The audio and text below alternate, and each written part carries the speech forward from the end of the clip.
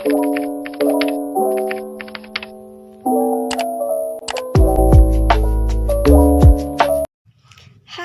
perkenalkan nama saya Indah, absen 29 dari kelas 11 IPS 1. Di video kali ini, saya akan membahas mengenai biografi dan kontribusi Ahmad Subarjo dalam proses kemerdekaan Indonesia.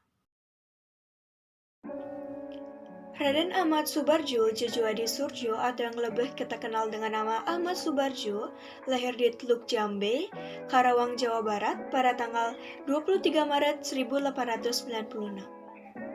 Ia merupakan putra dari Teku Yusuf yang merupakan keturunan bangsawan Aceh dan Wardinah yang masih memiliki keturunan Ringrat Jawa.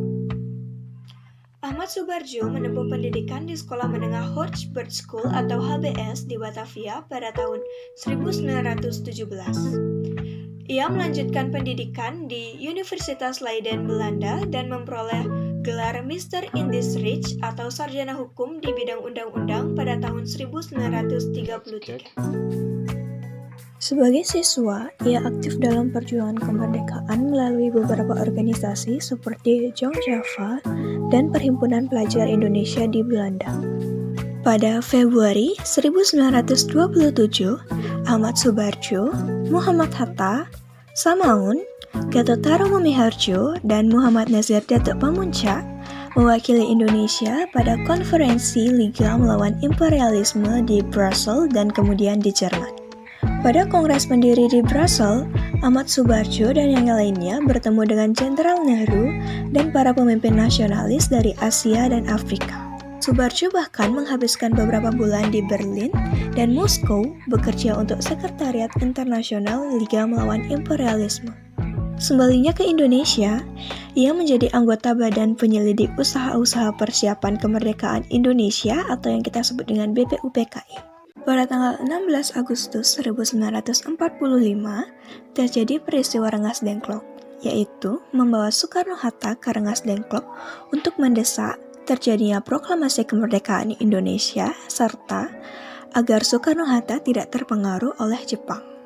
Sementara itu, di Jakarta terjadi perundingan antara golongan muda dan Ahmad Subarjo sebagai perwakilan golongan tua.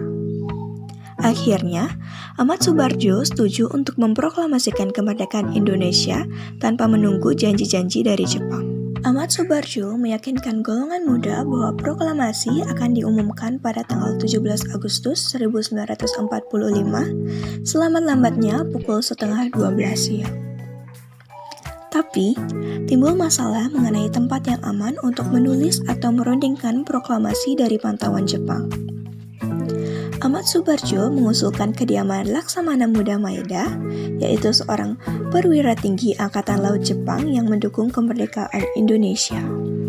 Akhirnya, konsep naskah proklamasi disusun oleh Soekarno-Hatta dan Ahmad Subarjo di rumah Laksamana Muda Maeda.